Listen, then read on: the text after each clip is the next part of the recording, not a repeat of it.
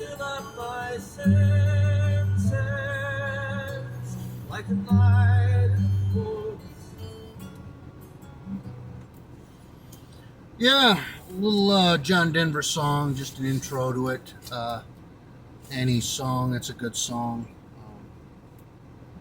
Yeah, I like a little John Denver from time to time. It soothes me. It puts my mind at ease. Got to go to church here again this morning. Get another good sermon. It's a hot one out there. I'm in the shade. Almost nobody's out today.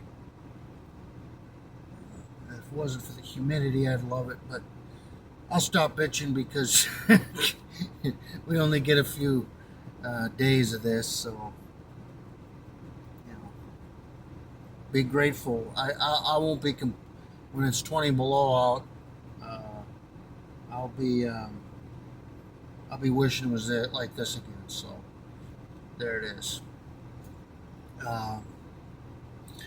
Yeah, what a week we've had with the deaths of three famous people. Two of whom I kind of were my childhood kind of hero of sorts. I don't really have any heroes anymore. I just have people I guess I admire and follow, and people I don't. I avoid. But yeah, Hulk Hogan. Me and my buddies would watch as a wrestler, and that Malcolm, I forgot his last name, Malcolm Jamal something, the kid who played on the Cosby Show. And he was a kid then. Now he's a adult. He was only a few years older than me, so, and that was a tragedy. R.I.P. to all those people. Next week, I think I'm going to do a video on Hogan and some of the controversial stuff surrounding him, and another instance of something going around. But today, I want to take us back to. I want to do a film review here of another famous film, well-known film back in the day that had a lot of impact on me, and I think even on our culture, and was a very defining film of its time. That film would be Taxi Driver. Again, as with Will Smith, it's a reason I don't really follow people anymore, or even actors, except for those I kind of admire and those I avoid. Will Smith and definitely Robert De Niro, those are definitely people I would avoid in real life. We have nothing in common. After De Niro's meltdown about Donald Trump, well, I don't need to go on about this. I'll kind of proceed on to critiquing the film.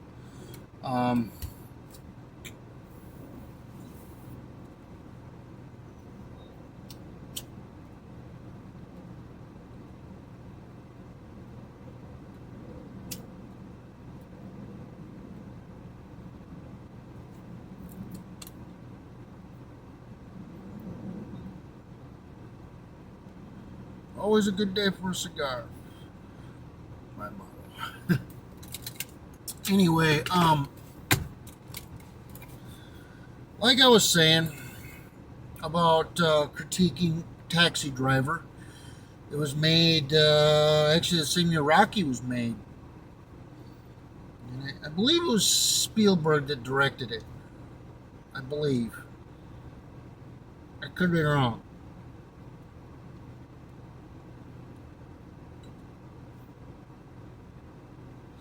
But the main character in the movie is this Travis Bickle, who's played by Robert De Niro when he was a very young, relatively young man. I think he was still in his,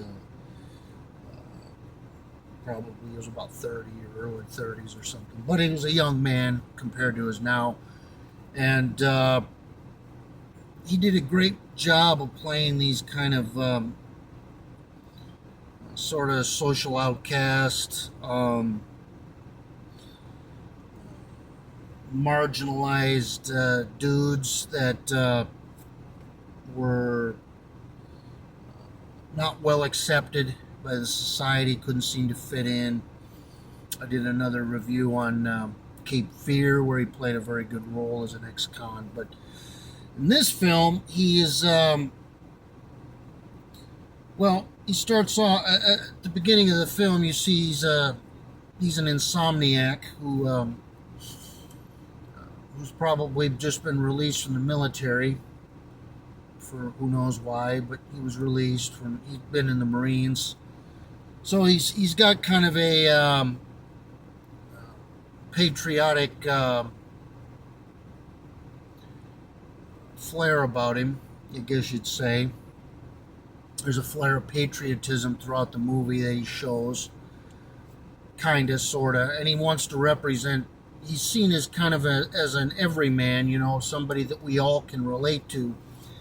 I think, he did a great job of playing somebody. It was unknown at that time, somebody who was on the autism spectrum, like a more higher functioning, like somebody that just kind of flew under the radar, but was not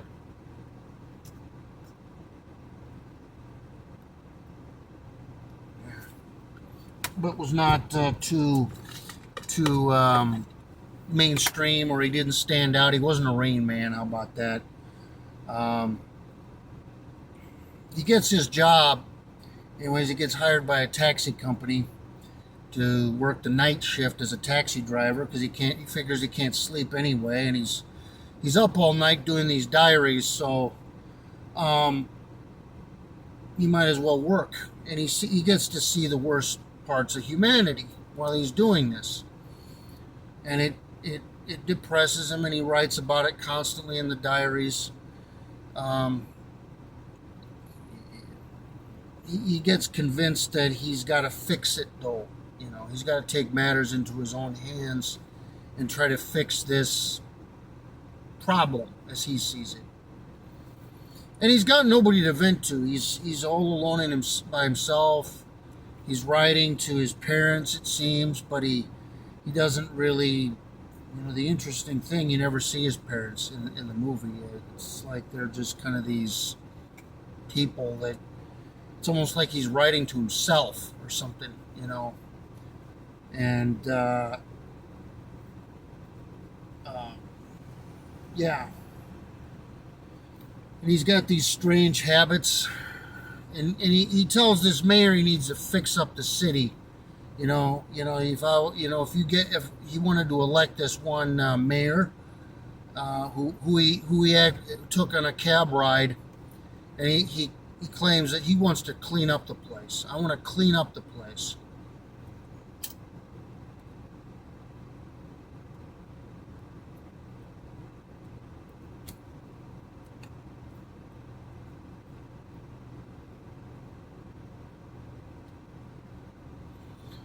Now, as I was saying,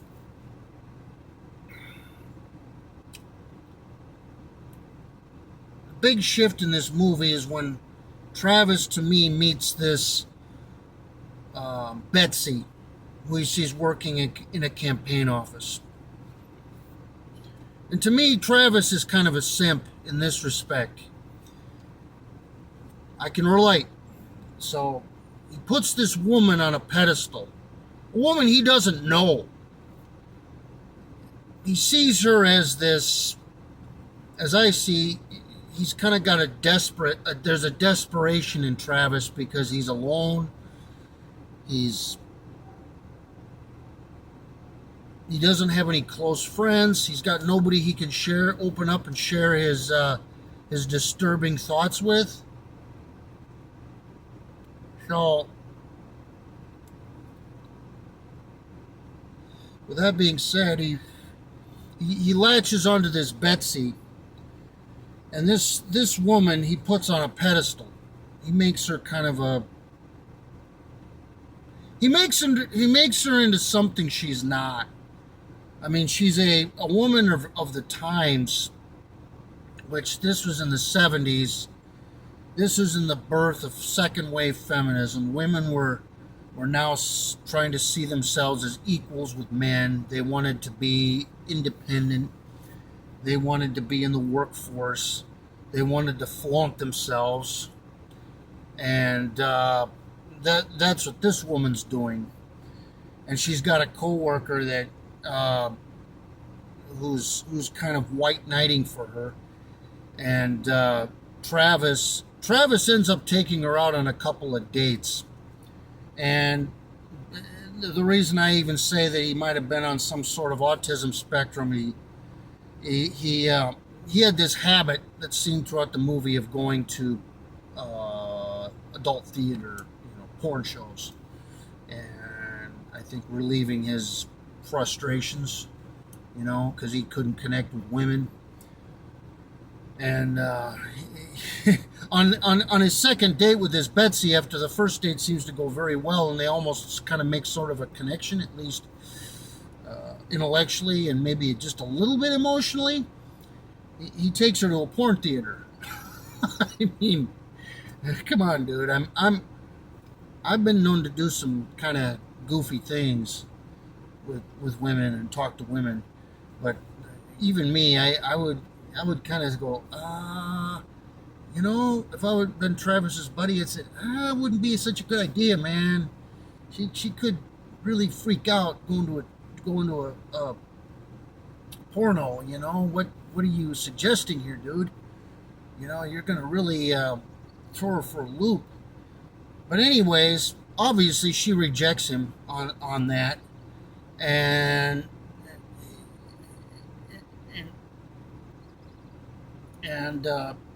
he tries to win her back, and even getting into a fist fight, or kind of a minor scuffle. It wasn't really a fist fight, but a minor scuffle with her coworker when he harassed her at her workplace, the office.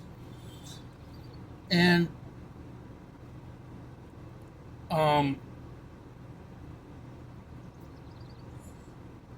he what was I gonna say? His life spirals out of control as a result of this rejection. He gets more and more lonely. He starts to disintegrate into the madness, and he ends up finding this young girl who's a runaway from her parents and is being pimped out, and she's working as a prostitute, and she's young Jodie Foster in her. I think that was her first film, and Travis ends up inevitably descending into his madness and kind of rescuing this girl from a life of prostitution.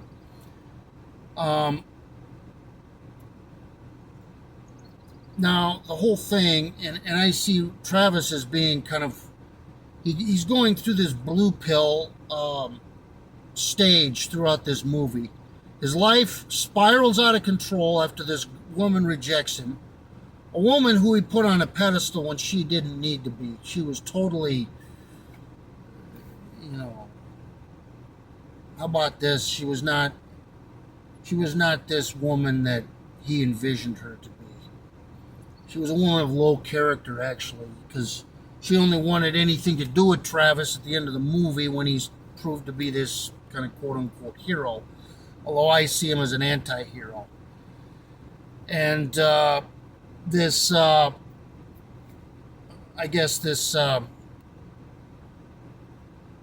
woman, girl, Jodie Foster, ends up changing her mind and going back to her parents. Of course, Hollywood has to kind of spice it up by making the dramatic ending it made. With the amount of times that Travis got shot by these hoodlums and gangsters, he wouldn't have survived, and if he had, he would have been probably in a wheelchair for the rest of his life. On top of that, with his mental state being as such, he probably would have been committed to an institution and certainly not got hired back by that taxi company. So there's that.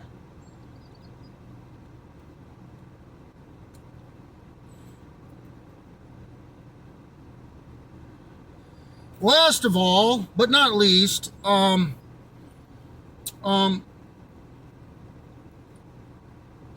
yeah, that wouldn't have happened. So, but it was kind of good to see.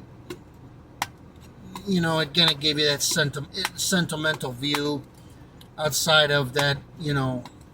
All kind of a Nietzsche type of ending of, well, God is dead and life is meaningless, and well, we all got to kind of figure out our own way. But in Travis's case, I see him as being kind of red pilled at the end of the movie. He sees Betsy for who she is. How about that? And he kind of gives her a ride and drops her off somewhere, doesn't charge her, and just leaves. She wants to kind of rekindle something now that he's his hero, and he's like, no thanks. So that was good for him, in that respect. I see him as being red pilled in that, and that he never did anything with the child actress, and she was returned to her parents, and she thanked him for saving her. Now,